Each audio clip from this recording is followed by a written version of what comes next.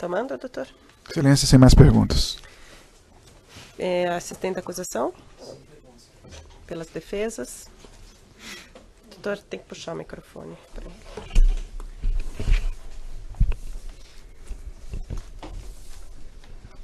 Doutor Emílio, boa tarde. Boa tarde. Pela defesa do ex-presidente Luiz Inácio Lula da Silva, só uma pequena questão. O senhor respondendo a perguntas aqui do Ministério Público, o senhor disse que o senhor tinha contato pessoal com o ex-presidente Lula e conversava com ele sobre os assuntos do país. Eu pergunto ao senhor, o senhor também tinha esse relacionamento com presidentes da República que antecederam Lula? Todos. A mesma relação? Só não tive com Itamar. A mesma relação? A mesma relação. A mesma relação. Não, repare, não com a profundidade que eu tive com ele, com Fernando Henrique e com Geisel. Foram os três mais, vamos dizer, mais diferenciados. Tá certo? Os outros eu tive. E bastante. Agora não no nível onde existia aí, eu diria, as coisas estavam muito acima dos interesses individuais. Tá? Predominava nesses três isso. Então, por exemplo, nós fomos uma organização que essa confiança com Fernando Henrique, ela foi alcançada na época que ele era senador. E a relação, desde que ele voltou do exílio, conhecia ele, inclusive, no exílio, pelo Valdir Pires, falecido Valdir Pires, que me apresentou. Então, essa relação, depois veio o Mário Covas, com quem eu tive, foi quem me apresentou o Lula. Um almoço na casa dele, quando eu estava com dificuldade de convívio nos sindicatos, e ele me ajudou a ver a essa relação, eu entender mais sindicatos, aprendi. Ele me ensinou essas coisas e me ajudou muito nos problemas que a organização tinha. Então, essa relação era agora. Eu não posso dizer que era igualmente para todos eles. Esses três eram diferenciados. Os outros eram, mas não no nível deles. Certo. Doutor Emílio, pelo tamanho do grupo Odebrecht, era natural o senhor, como maior acionista, ter uma interlocução com o governo federal, seja na época do presidente Lula, seja na época dos governos que o antecederam? Quando eu era executivo, sim. Quando eu deixei de ser executivo e passei para o conselho, essa foi minha grande missão. Sair desta área, porque o conselho, no fundo, ele não tem essa representação, não deve ter, até por uma questão de formação, de sucessão da organização. Por isso, meu trabalho de fazer com que houvesse uma transferência de relação na pessoa que substituía o Lula quando ele terminava o segundo mandato dele. Porque eu já, como presidente do conselho, eu não podia continuar. Com Lula, os anteriores, porque eu fui, vamos dizer, eu deixei de acumular a presidência do Conselho e a presidência executiva em 2002. Eu, até lá, levei um período acumulando as duas. Foi um grande erro, que eu não vou me estender aqui. Mas depois de 2002 a 2009 foi um diretor-presidente, Pedro Novis, e depois teve outro. E o meu desafio era fazer essa transferência. E fui fazendo gradativamente. E o único que estava faltando eram três. Chaves, que depois faleceu, que aí não precisou fazer isto, o Eduardo dos Santos, de Angola, e o presidente Lula.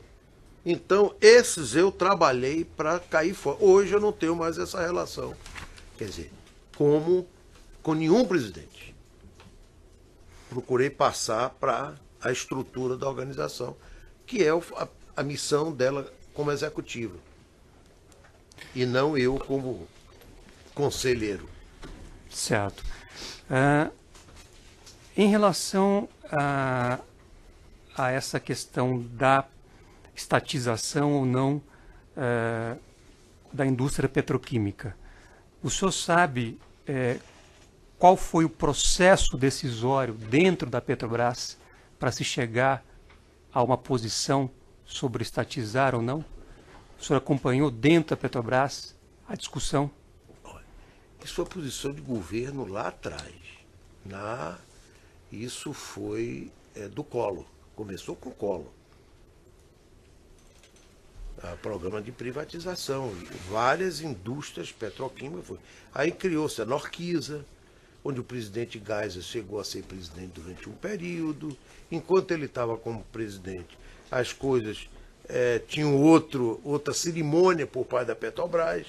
Mas logo que ele caiu fora dos processos, a Petrobras começou a procurar, inclusive, junto no período de Fernando Henrique, a investir também nessa direção. Então, essas investidas da Petrobras sempre existiram. Ela nunca, porque a posição do governo de privatizar foi desde o período de Collor. E foi implementado durante os governos seguintes. Quem não fez nenhuma implementação de privatização foi o governo Lula. O que ele precisava era manter ou não manter, já que a Petrobras estava procurando sucessivamente procurar estatizar. Destruir o que tinha o modelo definido desde do governo Collor e que as empresas privadas investiram e fizeram tudo isso. Então, isso foi que existiu.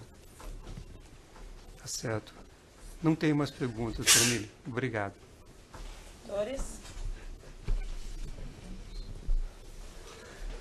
A gente vai ficando, doutora, velho e sai do poder da empresa.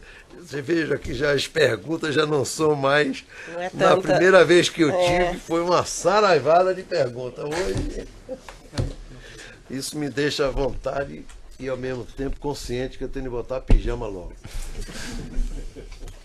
Boa tarde, doutor Emílio. Tudo Boa bom? tarde. Pela defesa de Marcelo Odebrecht. Doutor Emílio, muito breve. Na qualidade de presidente do Conselho de Administração, o senhor sempre foi o líder do Marcelo. Sempre fui líder dele. Pode não ser do ponto de vista de conselho, diretor, mas não interessa. O que interessa é que ele sabia a quem ele tinha de, vamos dizer, prestar conta. Claro. O senhor já comentou que a relação com o ex-presidente Lula se dava sempre com o senhor. Marcelo faria alguma tratativa direta ou indireta envolvendo o ex-presidente Lula sem o conhecimento e o consentimento do senhor? Marcelo pode ter N defeito, mas ele não é indisciplinado. Eu tenho certeza que ele não faria nenhum processo desse à revelia minha, porque a relação não podia ter essa... Até porque ele não aceita. O presidente Lula não aceitaria. Claro. Doutor Emílio, o senhor tomou conhecimento de alguma tratativa direta ou indireta de Marcelo que envolvesse o ex-presidente Lula de temas referentes à Petrobras? Ação de Marcelo? Em relação a temas que envolvam a Petrobras. Não, a mesma coisa. Ela está prejudicada, está respondida já com a pergunta anterior. Claro. 2 pontos só para esclarecer, doutor Emílio, no que diz respeito à denúncia. A denúncia faz a referência que, antes de assumir como presidente do Conselho da Braskem em 2008, ou mesmo depois, o Marcelo se envolveu em alguma conversa em que o senhor Pedro Novis teve com Lula sobre temas Braskem, tais como compromisso de não estatizar o setor petroquímico e a nomeação de diretores da Petrobras? Olha, Pedro Novis só teve nesse assunto com Lula, levado por mim, naquela reunião que eu falei com a doutora lá sobre, que não foi com outros membros do governo, que deu a oportunidade do presidente reiterar, vamos dizer, a posição de governo e dizer a Dilma que era responsável por manter isso. Claro. Doutor Emílio, na página 105 da denúncia há uma referência a um jantar que teria ocorrido na residência de Marcelo no dia 28 de maio de 2012. Evento que teria sido realizado a pedido de Lula com a presença de empresários de vários setores. Eu pergunto ao senhor, o senhor pode explicar no que consistiu esse jantar e por qual razão foi realizado na residência do Marcelo? Olha, foram vários jantares, vários encontros, não sei se todos foram jantares. Era um grupo de empresários, onde nós estávamos levando contribuições e preocupações. E estavam percebendo já, como é que eu posso dizer, para não ser leviano na minha colocação, uma perda de poder dele em relação à presidente Dilma. Quer dizer, no primeiro ano ainda tinha, no segundo ano foi diminuindo. E todos nós percebemos que a influência dele começava a diminuir sensivelmente. E várias preocupações nós tínhamos. E levamos para ele, nos reunimos, pessoas que ele tinha uma certa confiança e tinham responsabilidade no país, e nós fizemos vários encontros.